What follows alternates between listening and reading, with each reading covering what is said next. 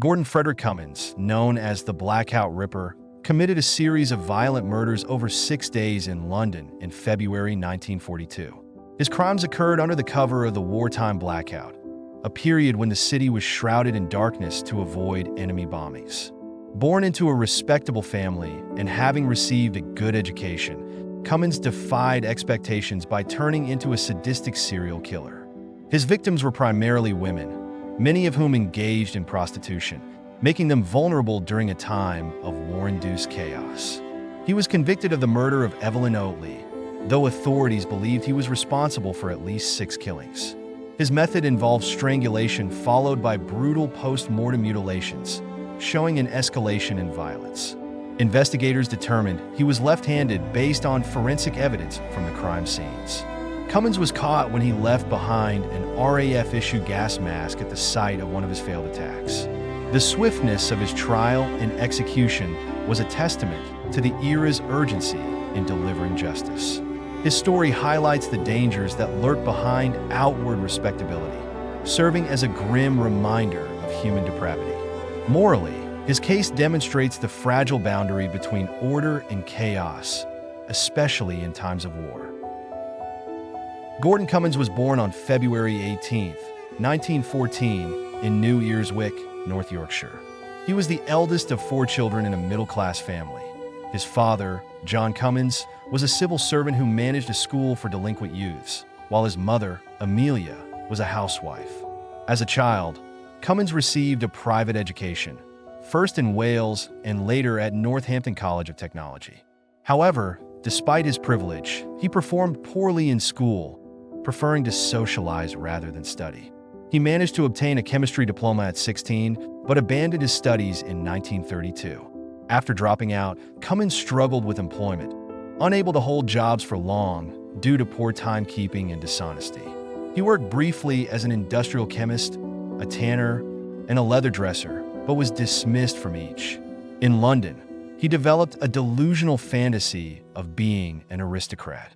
He would speak in a refined accent, claim to be of noble birth, and introduce himself as the Honorable Gordon Cummins.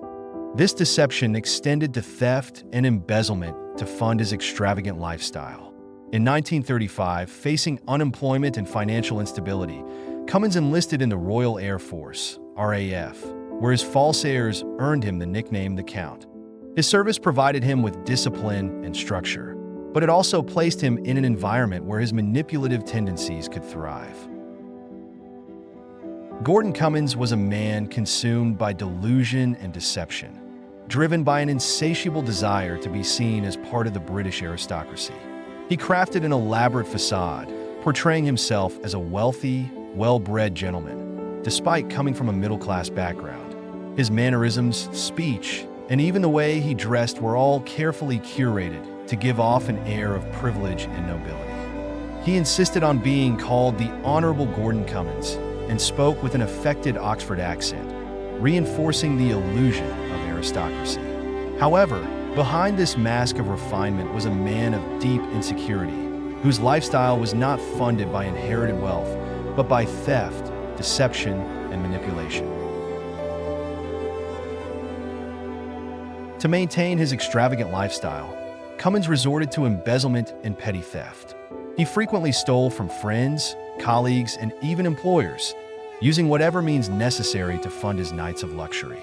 He particularly favored high-end clubs and hotels in London's West End, surrounding himself with people of status in an attempt to be accepted among the social elite. However, his financial instability meant he could never sustain this act for long. When his money ran out, he resorted to lies, promising that a fictional wealthy relative would send him an allowance. His manipulative tendencies extended beyond financial deception. Cummins bragged about his romantic conquests, painting himself as a charismatic figure desired by women of high social standing. However, many of his encounters were with prostitutes, who were more willing to entertain his grandiose stories for a fee. Rather than earning his reputation through legitimate means, Cummins carefully curated a persona of success and desirability, always walking the thin line between fact and fantasy. Cummins' enlistment in the Royal Air Force, RAF, in 1935 gave him an ideal environment to refine his deception. In the disciplined world of the military, he quickly learned to manipulate his peers and superiors, using charm and false confidence to advance. His boastful stories about noble lineage earned him the ironic nickname, the Count, among his fellow airmen, who viewed his aristocratic airs with amusement but also skepticism. The structured hierarchy of the RAF provided Cummins with a protective cover, making it easier for him to evade serious scrutiny. Being in the RAF enabled him to blend in. His uniform automatically conferred a level of respectability and trust. In wartime Britain, servicemen were admired, making it easier for him to approach women without suspicion. His position in the air crew receiving center in Regent's Park also allowed him freedom of movement, which he exploited to indulge in his double life of luxury, theft, and ultimately murder. The blackout in Britain during World War II was a defensive measure imposed by the government to reduce the visibility of cities and towns to enemy aircraft. Implemented on September 1, 1939, just 2 days before Britain declared war on Germany, the blackout was designed to minimize the glow of urban areas, making it harder for the Luftwaffe, German Air Force, to identify bombing targets. Every household was ordered to cover their windows with thick curtains, boards, or paint to ensure that not even a sliver of light could be seen from above. Street lamps were turned off, vehicle headlights were dimmed or covered, and even glowing cigarette tips could warn a warning from an air raid warden. Violating blackout rules led to heavy fines, or in some cases, prosecution. London, the heart of the British war effort, became an eerie and dangerous place at night. The city, already suffering from air raids, was thrown into total darkness, with civilians navigating bomb-damaged streets, rubble-strewn alleys, and deserted roads under minimal light sources. The chaos of war had already led to an increase in crime, with black markets flourishing and criminals exploiting the lack of visibility. Rape, robbery, and assaults became more frequent as criminals took advantage of the confusion and lack of witnesses. However, few crimes would be as horrific as those committed by Gordon Cummins, who saw the blackout as a perfect opportunity to satisfy his sadistic urges.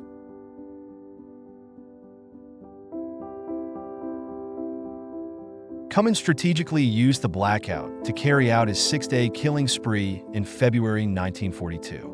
Unlike other criminals who used the darkness for opportunistic thefts or burglaries, Cummins saw it as an ideal hunting ground for murder.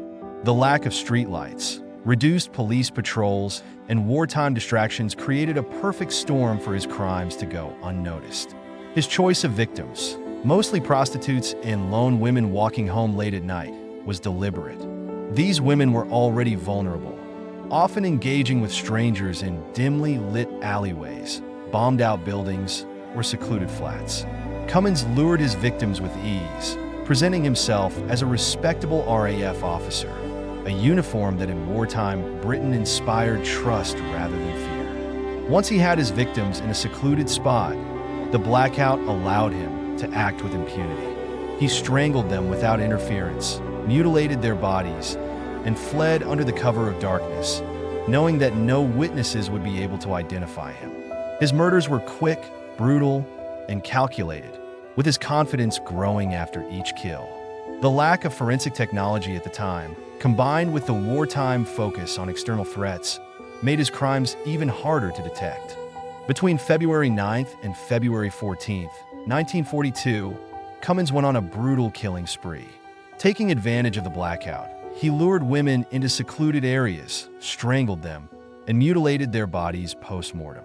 Gordon Cummins' victims were not just names in a case file. They were women trying to survive the harsh realities of wartime London. Each had a unique story, dreams, and struggles before fate led them into the hands of the Blackout Ripper.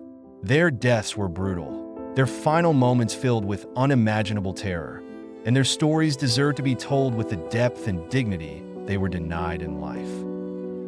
Evelyn Hamilton was a qualified pharmacist, an educated woman who had spent her life working hard to build a respectable career. Originally from Grimsby, she had recently resigned from her position managing a chemist shop in Hornchurch a decision likely made due to financial struggles exacerbated by the war. She had come to London on February 8, 1942, hoping to start fresh with a new job in Lincolnshire. That night, she celebrated her 41st birthday alone, stopping at Maison Lyon's corner house in Marble Arch for a quiet meal and a glass of white wine. No one knows how she crossed paths with Gordon Cummins that evening. She was last seen alive just before midnight, and by dawn, she was dead. On the morning of February 9th, an electrician named Harold Batchelor discovered her body in a street-level air raid shelter on Montague Place, Marylebone. Her clothes were disarranged, her scarf wound tightly around her throat, and signs of a struggle were evident. Though she had not been sexually assaulted, her handbag had been stolen, likely to fund Cummins' lavish lifestyle. The brick dust found in Cummins' uniform later connected him to the crime scene. Evelyn Oatley, known to some as Nita Ward, was a former actress and a nightclub hostess who had turned to prostitution to support herself in wartime London. She had once dreamed of a career in entertainment, but life had dealt her harsh blows. She had moved to London from Lancashire and married a man who adored her, but the war had taken him away on business trips, leaving her alone in the city. To make ends meet, she entertained clients in her flat at 153 Wardour Street, Soho. On the night of February 9th, she was seen talking to an RAF airman outside a West End restaurant. Witnesses later described this man as young, clean-shaven, and with a well-groomed mustache, matching Cummins' appearance. The two went to her flat, and what followed was unimaginable brutality. Her naked, mutilated body was discovered the next morning by 2 electricity meter readers. She had been strangled into unconsciousness. Then her throat had been cut so deeply that her right carotid artery was severed. But the horror did not stop there. Cummins sexually mutilated her body with a tin opener and a razor blade, leaving deep, jagged cuts on her thighs, abdomen, and genitals. A blood-smeared curling tongue was also found nearby, and her handbag was emptied. Fingerprints on the tin opener later became key evidence in convicting Cummins.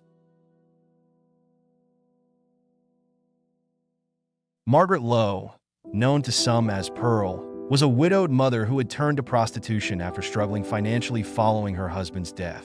She lived in a flat at 11 Gosfield Street, Marylebone, and her 15-year-old daughter, Barbara, was in a boarding school in Southend. Lowe was known as the Lady among fellow prostitutes due to her refined manner of speech and dress. On the evening of February 10th, she was last seen walking to her flat with a client, believed to be Cummins. A neighbor later recalled hearing a man whistling as he left the building in the early hours of the morning. But Margaret Lowe's body was not discovered until February 13th, when her daughter came looking for her after she had been missing for days. What police found inside her apartment was described as one of the most horrific murder scenes they had ever witnessed. She had been strangled with a silk stocking, but it was the post-mortem mutilations that shocked even veteran detectives.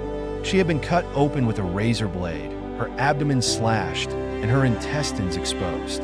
A candlestick had been forced into her vagina, and a bread knife protruded from a deep wound near her groin. Famed pathologist Sir Bernard Spilsbury described the injuries as diabolical and classified Cummins as a savage sexual maniac. Doris Joannet was married, but like many women in wartime London, she engaged in occasional prostitution to make extra money while her husband was away working as a hotel manager. She lived in a small 2-room flat at 187 Sussex Gardens, Bayswater. She was known to pick up servicemen in Leicester Square, where she likely encountered Cummins on the night of February 12th. The next evening, her husband, Henri, returned home. He tried to enter the bedroom, but found the door locked. Growing anxious, he contacted the police, and an officer forced the door open. The gruesome discovery inside was similar to Cummins' previous murders. Doris had been strangled with a scarf, and her jaw was broken. Her naked body had been sexually mutilated, her abdomen cut open, and her left breast had been partially removed. The knife used in the attack was left on her thigh, and 2 used condoms lay on the floor beside her. Her gold watch and money were stolen, linking Cummins' motive to both sexual violence and robbery. Unlike the other women, Catherine Mulcahy survived her encounter with Cummins, making her a key witness in his trial. She was a prostitute working in Regent Street, using the alias Kathleen King. On February 12th, Cummins approached her, and she agreed to take him to her flat near Paddington Station for a fee of £2. However, after arriving, his demeanor changed abruptly. As she lay on the bed, he straddled her, dug his knees into her stomach, and attempted to strangle her. Fighting for her life, she kicked him hard with her boots, causing him to fall to the floor. Cummins quickly tried to de-escalate the situation, handing her an extra £5 while muttering an apology, before grabbing his coat and fleeing the scene. What he left behind would seal his fate: his RAF-issued webbing belt, which investigators later linked directly to him. On the night of February 14th, Cummins attempted to claim a sixth victim. Greta Hayward, a young woman walking through Piccadilly Circus, agreed to share a drink with him at a nearby bar. But as they walked toward Haymarket, Cummins pushed her into a doorway and began choking her violently. By sheer luck, an 18-year-old delivery boy named John Shine happened to walk by, disturbing Cummins and forcing him to flee. In his panicked escape, he left behind his RAF gas mask and haversack, both clearly marked with his service number, 525,987. This evidence led police directly to his arrest. Cummins had no previous history of violent crime, making a sudden descent into brutality even more disturbing. The escalation in the severity of his mutilations suggested a deep-seated, sadistic desire that had been brewing beneath his aristocratic facade. Each of Cummins' victims had different backgrounds, but they shared one common factor. They were vulnerable women navigating wartime London. The blackout, the war, and the social upheaval created the perfect hunting ground for a sadistic killer. Their stories, often overshadowed by their murderer's infamy, remind us of the human cost of evil lurking in the shadows. Cummins' capture was swift due to a crucial mistake. He left his RAF-issued gas mask at the scene of his attack on Greta Hayward. The mask bore his service number, 525987, which police traced back to him. On February 16, 1942, officers arrested Cummins at his RAF base in St. John's Wood. The investigation revealed overwhelming evidence against him. Fingerprints matching Cummins were found on a tin opener used to mutilate Evelyn Oatley. Traces of his victim's blood were found on his uniform. There were items stolen from the victims, such as cigarette cases and a gold wristwatch, which were discovered in his belongings. Lastly, a forensic analysis confirmed that the wounds inflicted on all 4 murder victims were made by a left-handed individual, just like Cummins. Despite this, Cummins continued to deny all accusations, offering weak alibis and claiming that someone else must have planted the evidence to frame him. Cummins' trial began on April 27, 1942, at the Old Bailey, presided over by Mr. Justice Asquith. Due to wartime conditions and the strong evidence against him, the case was expedited. The prosecution, led by Christmas Humphreys, relied heavily on forensic evidence and eyewitness testimonies from survivors. Sir Bernard Spilsbury, the renowned pathologist, testified about the extreme violence of the killings and the distinct mutilations inflicted by Cummins. Witnesses, including Catherine Mulcahy and Greta Hayward, identified him as their attacker. After a trial lasting just 1 day, the jury deliberated for only 35 minutes before returning a guilty verdict for the murder of Evelyn Oatley. As was common practice, he was only tried for 1 murder, ensuring that if the conviction was overturned, he could still be tried for the other murders. On April 28, 1942, Cummins was sentenced to death by hanging. As he received his sentence, he proclaimed his innocence, but the evidence was irrefutable. Following his conviction, Cummins was imprisoned at HM Prison Wandsworth. He filed an appeal, but it was swiftly rejected by the Lord Chief Justice. On June 25, 1942, at 9 a.m., Cummins was executed by Albert Pierre Point, Britain's most famous executioner. His hanging occurred during an air raid, making him the only convicted murderer in British history to be executed under such circumstances. His wife and family, who had steadfastly believed in his innocence, were devastated. Cummins was buried within the prison grounds. Gordon Cummins' crimes left an indelible mark on British criminal history. His spree was notable for its savagery, speed, and forensic significance. His conviction was one of the earliest in Britain, based primarily on fingerprint analysis, reinforcing the importance of forensic science. His case highlighted that even respected servicemen could harbor dark, violent tendencies, and it cast a shadow over the RAF. Unlike Jack the Ripper, the Blackout Ripper did not become infamous, partly due to the wartime media restrictions and the public's focus on the larger horrors of World War II, leading also to some forgetting the loved ones who were lost. Cummins' manipulation was not just about social status. It was a carefully crafted lie that allowed his darker impulses to flourish. His need to be perceived as a privileged aristocrat drove him to theft, deception, and ultimately violence. The RAF did not create his psychopathy, but it provided the perfect stage for him to hide in plain sight until his crimes finally caught up with him. The Blackout, meant to protect Britain from aerial bombardment, inadvertently created an environment where violence thrived in the shadows. It provided Cummins with anonymity, accessibility to victims, and a city too distracted by war to notice a serial killer in its midst. His spree was a grim reminder that in times of crisis, while nations fight external enemies, evil can still lurk within the darkness of their own streets. Each of Cummins' victims had different backgrounds, but they shared one common factor. They were vulnerable women navigating wartime London. The Blackout, the war, and the social upheaval created the perfect hunting ground for a sadistic killer. Their stories, often overshadowed by their murderer's infamy, remind us of the human cost of evil lurking in the shadows.